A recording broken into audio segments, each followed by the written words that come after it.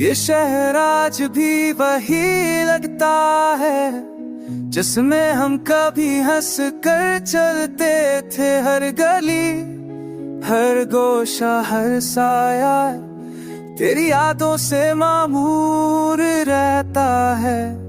रात के सुनाते मैं तेरी बातें मेरे दिल को क्यों खो कर गुजर जाती है।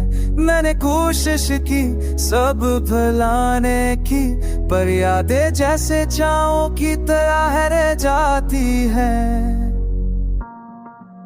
कुछ वादे वक्त के साथ टूट गए, कुछ ख्वाब अधूरे रह गए। हमने है सीने से नशा छुपा लिया, पर दिल के अंदर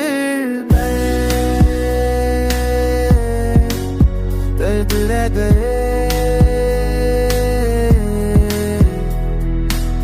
अब मैं अपने आप से बात करता हूँ, अपनी खामोशियों को संभालता हूँ। जो खोया वो वक्त का खेल था,